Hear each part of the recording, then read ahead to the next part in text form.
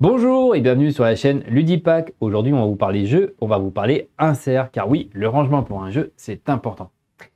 Aujourd'hui, une émission un peu particulière parce que, en fait, nous sommes déjà sur un jeu qui a un insert qui est réparti sur 2 boîtes.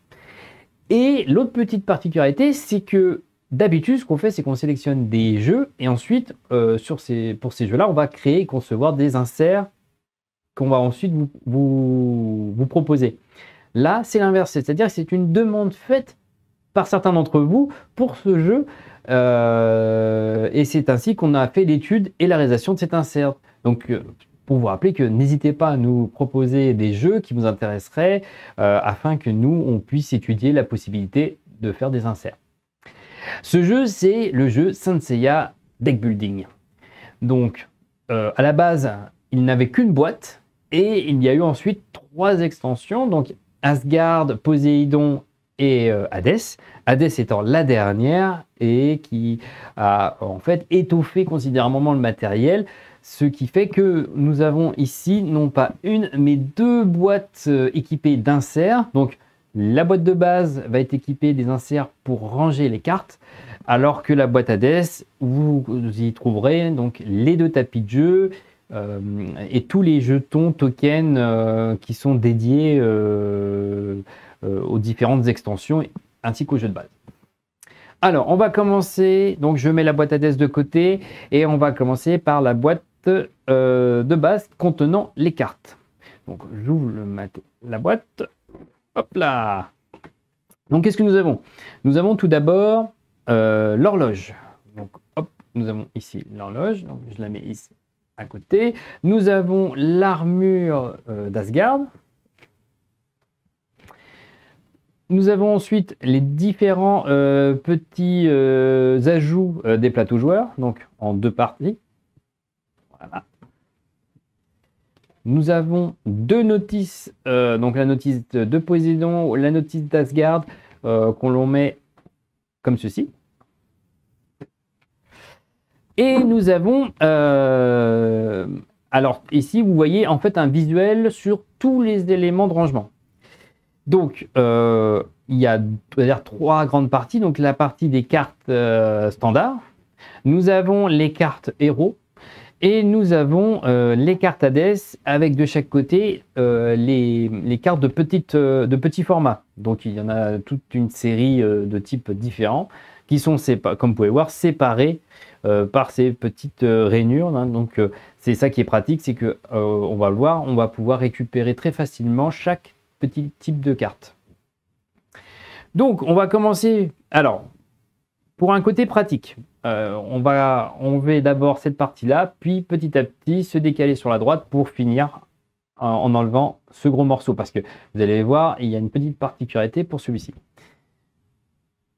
Pour ce qui est du du rangement des cartes Hadès, comme vous pouvez le voir, il y a un petit couvercle. Donc, il suffit de l'enlever tout simplement. Voilà, hop, de le faire sauter. Et en fait, à quoi il sert? C'est-à-dire qu'il sert à empêcher les cartes de s'échapper si jamais la boîte bonnet est tournée dans un certain sens. Donc, tout ce que vous avez à faire, voilà, c'est de repositionner le petit couvercle dessus, voilà, sans trop forcer, hein, pas besoin de l'enfoncer à fond. Et voilà, ça va maintenir les cartes. Donc, hop, voilà. Je vous le montre en gros plan. Voilà. Avec la petite thématique. Alors, ce qu'il faut savoir, c'est que ces rangements-là, vraiment, ont été faits dans l'esprit de Saint Seiya. Donc là, on a la petite sculpture du Sagittaire, avec un petit effet relief. Voilà, c'est super, toujours. Il n'y a aucun souci là-dessus. Nous avons donc le rangement des cartes Hadès. Donc, comme vous pouvez le voir, les cartes sont slivées. Encore une fois, les rangements Ludipack sont faits pour être utilisés soit avec des cartes non slivées ou avec des cartes slivées. Le format a été adapté. Et donc, vous pouvez le voir, hein, ça s'enlève très facilement. Il n'y a pas de problème. Et pourtant, elle ne bouge pas. Enfin, en tout cas, elle ne sort pas du rangement. Pour la petite info, les sleeves qu'on utilise pour faire les rangements sont de la marque Board Game Protector. Je vous invite à consulter leur site. Donc ici, nous avons le socle Hadès, des cartes Hadès. Donc vous pouvez voir à chaque fois, voilà, il y a un soin tout particulier aux petites gravures sur les côtés afin de garder cette thématique de Saint Seiya. Et comme vous pouvez le voir aussi, surtout ce qui est important là, c'est que la couleur qui a été adoptée est violet. Pourquoi? Parce que vous allez pouvoir positionner directement cet élément sur la zone de pioche du tapis Saint Seiya. Donc du coup, comme ça, il n'y a pas ça dénote pas avec la couleur du tapis qui est violet également. Et voilà, ça permet de créer un visuel beaucoup plus agréable sur la table. Voilà. Donc ça, voilà, c'est pour les cartes Hades. Nous avons donc, comme je vous ai montré, donc deux récipients identiques. Hein, vous allez voir, hop, ils sont tous les deux faits de la même façon, à ceci près que les espaces sont pas exactement pareils. Regardez, comme vous pouvez le voir, hop, ils sont voilà, il y a différentes profondeurs. Pourquoi? Parce qu'en fait, chaque type de carte a sa zone pour que ça corresponde à la quantité de cartes. Donc comme ça, voilà, vous avez par exemple les aides de jeu. Ici, vous avez les cartes de l'hôtel d'Athéna. Oh, pardon, je vous les ai mis à l'envers. Voilà. Donc voilà, on peut les tirer, les enlever et les remettre très facilement. Voilà, donc ça c'est parfait. Vous les mettez, et vous pouvez même les mettre à côté du plateau pendant la mise en place, ce qui facilite grandement le choix des cartes. Nous avons, alors là, pour moi, vraiment, c'est l'élément phare de ce rangement. C'est le rangement qui est dédié aux cartes héros.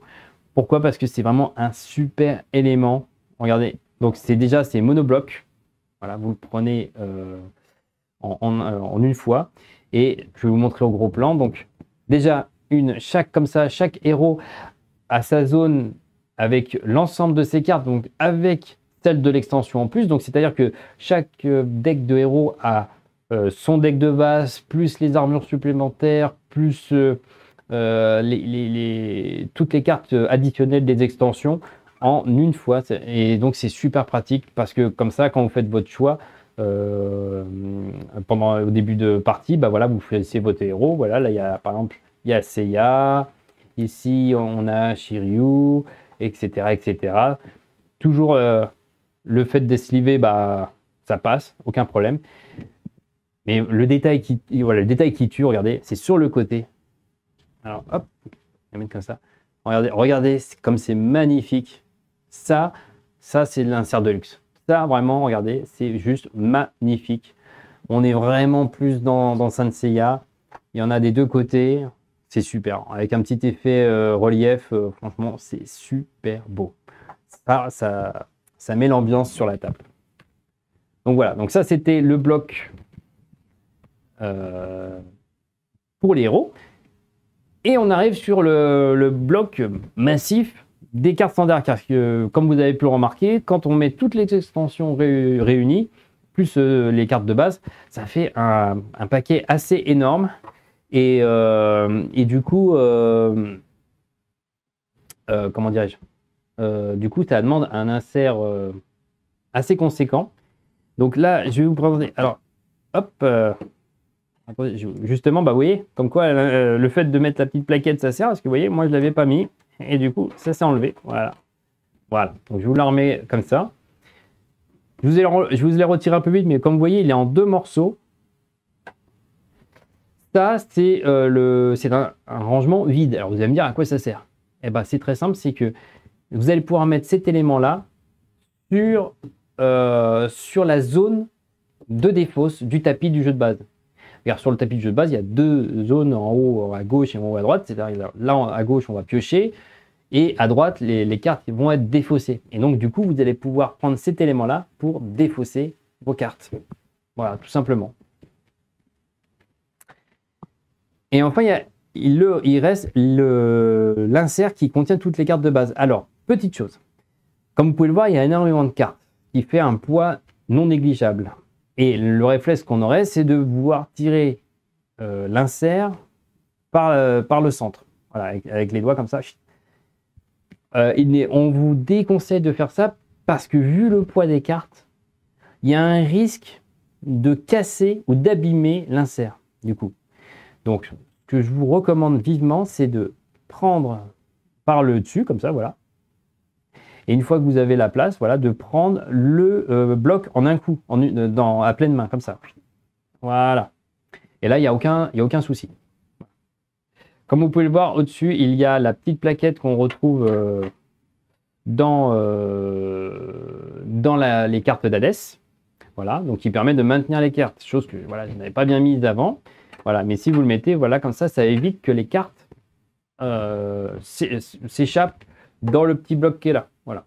Bon, rien de méchant, mais voilà, ça permet quand même de garder quelque chose d'assez bien rangé. Donc, quand je veux jouer, je le relève, hop, je le mets de côté. Et comme ça, vous pouvez prendre d'un coup ce bloc et de le positionner sur la zone de pioche. Et je peux vous dire que ça change tout, parce que si jamais, comme nous, vous voulez sliver vos cartes, et que vous voulez mettre cette quantité, cette pile de cartes sans support, eh ben, ça va être très compliqué. Parce que je peux vous dire que ça va, toutes les 3 secondes, ça va vouloir s'effondrer du fait que les slips, forcément, entre elles, ça glisse. Ça reste très compliqué. Donc, avec ça, au plus haut, aucun problème. Les joueurs peuvent prendre leurs cartes sans souci. C'est vraiment quelque chose d'extrêmement ergonomique pendant une partie. Donc voilà, c'est tout bête, mais ça change pas mal de choses lors d'une partie quand on utilise l'intégralité des cartes. Donc voilà, une fois qu'on a fait notre partie, il ne nous reste plus qu'à re-ranger le tout dans la boîte. Donc comment on fait? On fait exactement la chose dans le sens inverse. Donc alors attendez, je vais le mettre dans la boîte pour qu'on voit bien. J'ai mon bloc de cartes standard. Je mets le petit couvercle par-dessus. Je le prends à pleine main toujours. Hein. Hop, et je le glisse ici. Ensuite, la défausse. Je prends le bloc des cartes héros que je positionne ici. Voilà. Je prends un élément de petite carte que je vais placer dans le fond. Je prends les cartes Hades et je remets le petit couvercle. Je remets le deuxième bloc, pardon, des petites cartes à côté. Donc ici, ça y est, j'ai tous mes éléments. Hop, je mets les 2 notices. Je prends les petits ajouts de plateau joueur que je repositionne comme ceci.